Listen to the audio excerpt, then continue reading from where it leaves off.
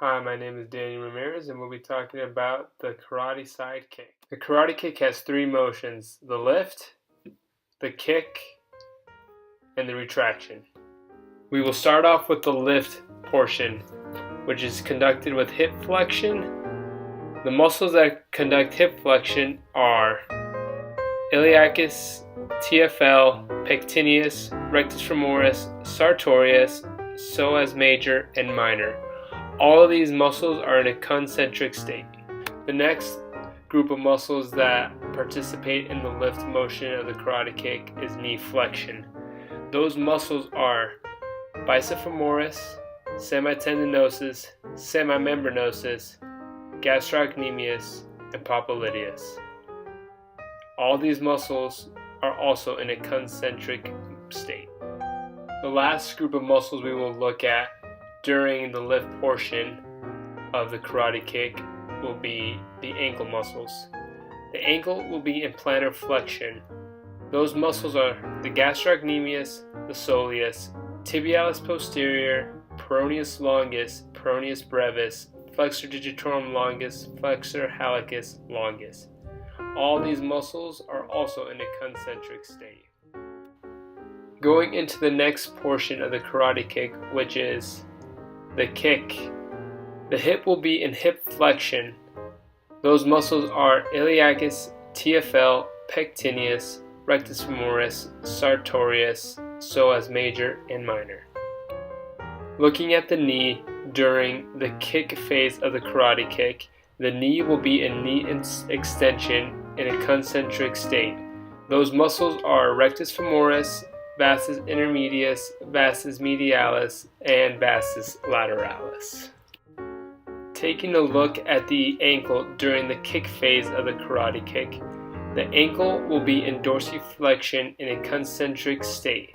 Those muscles are tibialis anterior, peroneus tertius, extensor digitorum longus, and extensor hallucis longus.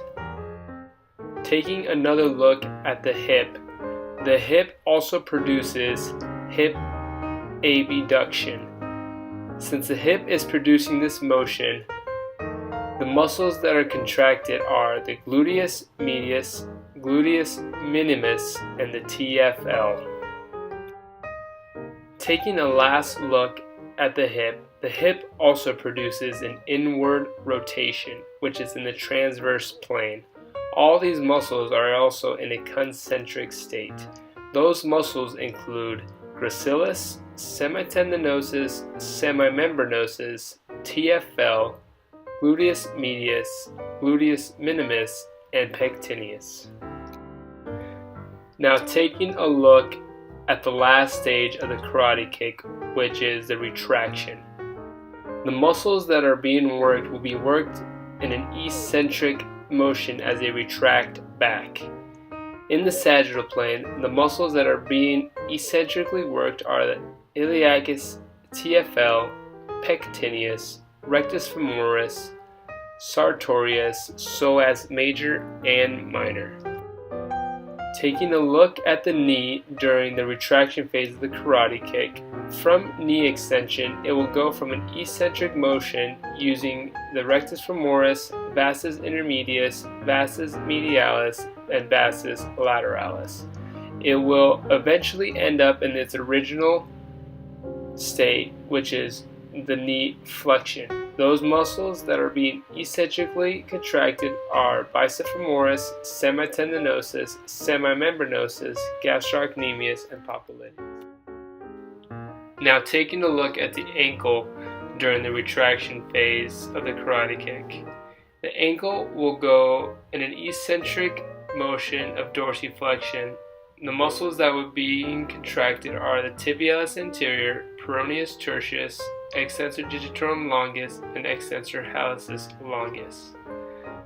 Again, like the knee, it will eventually go back to its phase 1, which would be in an ankle plantar flexion. Eccentrically, those muscles are gastrocnemius, soleus, tibialis posterior, peroneus longus, peroneus brevis, flexor digitorum longus, and flexor hallucis longus.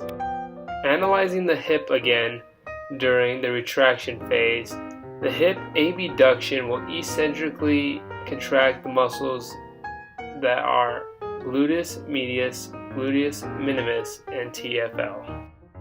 And the final hip group of the retraction phase of the karate kick will be the inward rotation eccentric muscles. Those muscle groups are the gracilis, semitendinosus, semimembranosus, TFL, gluteus medius, gluteus minimus, and pectineus. All those muscles will be worked in an eccentric state. That will conclude our side kick analysis. Thank you for listening, and I hope you enjoyed it.